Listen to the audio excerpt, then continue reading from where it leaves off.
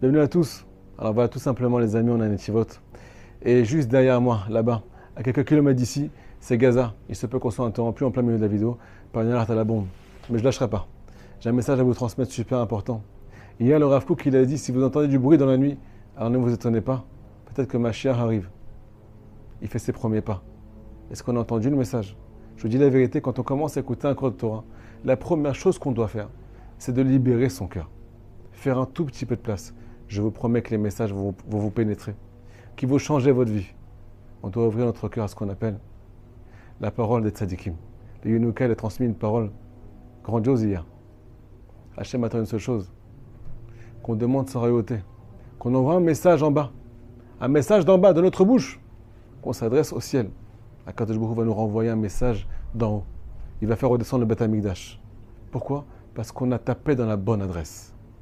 Les missiles, ils nous ont fait lever les yeux au ciel et pas vers les réseaux sociaux. Transférer de nombreuses fois. Regarde ma vidéo. Pas du tout, pas du tout. On veut juste se réveiller à Botaï. Le Yetzirah, il est en train de nous distraire toute la journée.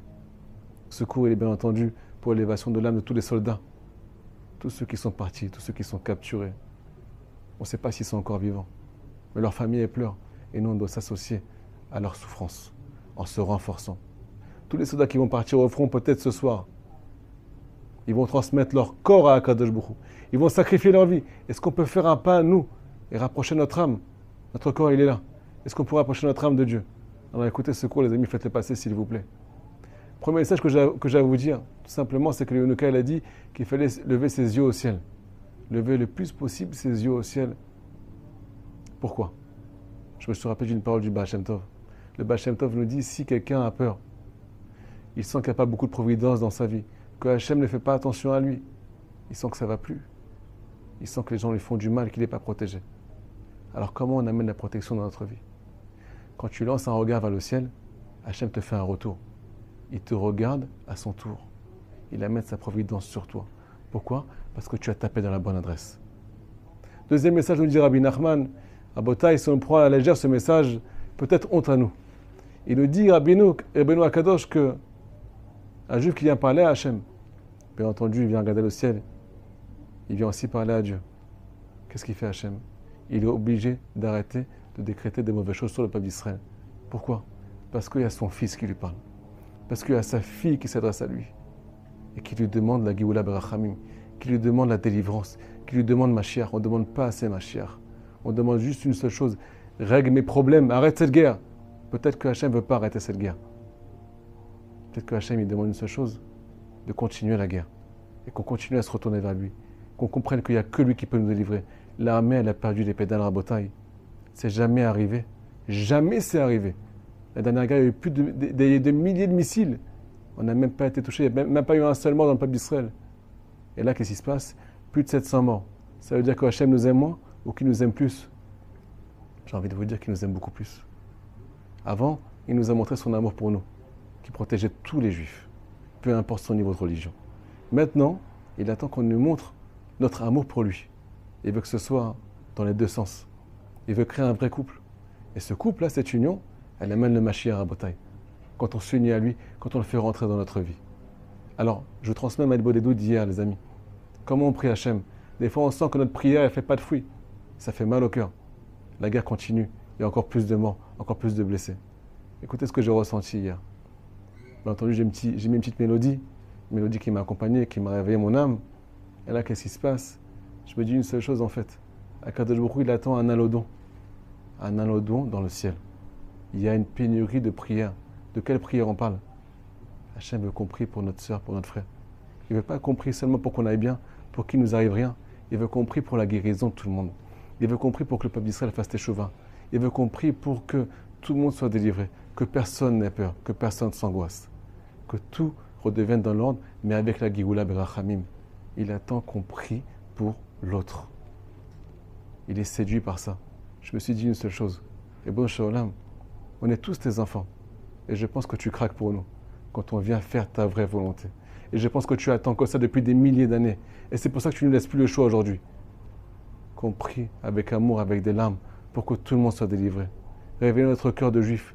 À Botaï, le visage du peuple d'Israël, il va se dévoiler très bientôt.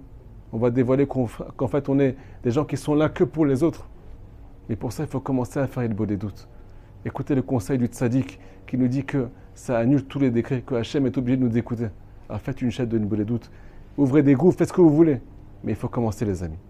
Deuxième message, il est encore plus important que ça peut-être. Nous dit le Baal Shem Tov HaKadosh. Comment on réveille la rigueur dans le ciel? Avec un témoignage. Il y a marqué dans la Torah que si on témoigne dans le ciel, 2 témoins, alors Hachem décrète des choses.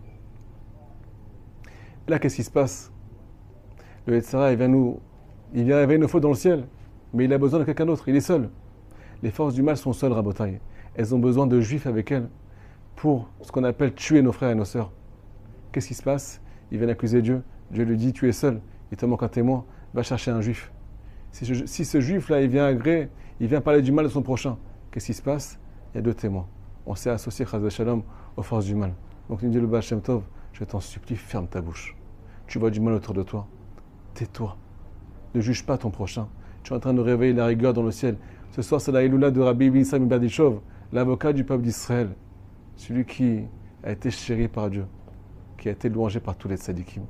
Parce qu'il a fait le plus grand, il a fait la beauté, il a réveillé la beauté la plus grande dans le ciel. Réveiller l'âme des mécréants, réveiller leur qualité malgré qu'ils ne valaient pas le coup. Alors nous aussi, on doit faire cet effort à Botaï, à la maison. Peut-être qu'on est enfermé. Je ne peux même pas aller faire les cours, je vous dis la vérité. Je ne peux même pas rentrer chez moi. On est 28, là l'endroit où je suis, avec des tonnes d'enfants. On n'est plus de 3 familles. Mais Baruch Hashem, on se supporte, on se réjouit, on danse ensemble, on se renforce ensemble. On n'a pas le choix. Donc Rabotai, on fait attention à notre bouche. Et on vient réveiller toutes les qualités du peuple d'Israël. Ceux qui sont partis ce Shabbat-là, à Simchat Torah, parce qu'ils sont en train de faire une boum. Ils sont partis avec Kiddush Hashem. On ne parle pas du mal d'eux. C'est eux qui ont été choisis par Dieu pour sanctifier son nom. C'est eux qui sont directement devant Dieu. C'est eux, c'est pas nous. Alors Rabotai, il faut comprendre que Hashem attend le kaf d'écoute. Le jugement positif, nous dit Rabbi Nachman, quand tu vas juger ton prochain positivement, tu es en train de réveiller de la miséricorde dans le ciel. Et Hachem, il attend que ça, c'est un alodon qu'il est en train de faire. Troisièmement, le plus important, les amis, on nous demande de ne pas avoir peur, de ne pas s'angoisser. Je vous dis la vérité, ça me fait rire. Ce n'est pas naturel de ne pas avoir le cœur qui bat. Quand on entend des bombes qui explosent au-dessus de nos têtes, quand on va se coucher avec des alertes à la bombe. Vous avez entendu le boom ici? Alors qu'est-ce qu'ils attendent de nous en fait? Tout simplement, on attend de nous qu'on devienne des juifs. Un juif, il n'est pas naturel. Il est surnaturel. On a 2 possibilités. Ou bien tomber dans l'angoisse et se pourrir la vie et arrêter de vivre. C'est même pas se pourrir la vie, c'est arrêter de vivre complètement. Ou bien, deuxième solution, et il n'y en a pas une troisième, se jeter complètement, à 100%, dans les mains d'Hachem. Je lâche tout. De toute façon, c'est plus entre mes mains. Ce qui va m'arriver, il n'y a que Dieu qui sait. Hachem est en train de nous faire vivre à Botaï, avec ses angoisses. Écoutez les booms. Avec ses angoisses, une idbo des doutes 24 heures sur 24. Une connexion parfaite. Sans qu'on se laisse distraire par les mauvaises nouvelles du Yetzirah. Alors on a 2 possibilités.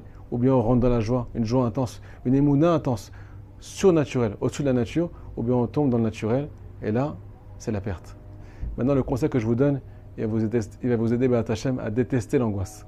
Quand vous allez la voir arriver, vous allez lui dire, rentre chez toi, tu es l'ange de la mort qui veut me pourrir la vie. Me dit Rabbi Nachman de Boissé dans l'Écoute Moran. Leçon numéro 35. Une fausse croyance, une fausse perception de la vie, une fausse sagesse. Elle s'installe en toi, mais elle n'est pas seule. C'est une graine qui germe. C'est un aimant qui va attirer autour d'elle, autour de lui, des milliards de grains de sable. Par exemple, la tristesse, l'angoisse, elle peut ramener ce qu'on appelle la colère. Elle peut ramener ce qu'on appelle des mots que tu vas regretter toute ta vie, que tu vas adresser à ta femme, à ton mari, à tes enfants, à ton entourage. Elle amène ce qu'on appelle des problèmes de santé, de la détresse, des angoisses. Troisièmement, elle t'empêche de ce qu'on appelle prier pour les soldats du peuple d'Israël, prier pour ton prochain. Elle t'empêche d'étudier la Torah. Elle t'empêche de tout faire. Elle te coupe les bras. Elle t'empêche de tout faire. Tu ne peux plus agir. Donc qu'est-ce qu'il veut les Yetzirah? Il veut qu'on tombe dans la première solution, l'angoisse, et pas qu'on s'en lit de voler tout rabotaille. Mais si on comprend que quand elles arrivent dans notre cœur, alors on doit leur dire un seul message. Je ne veux plus te recevoir à l'intérieur de moi.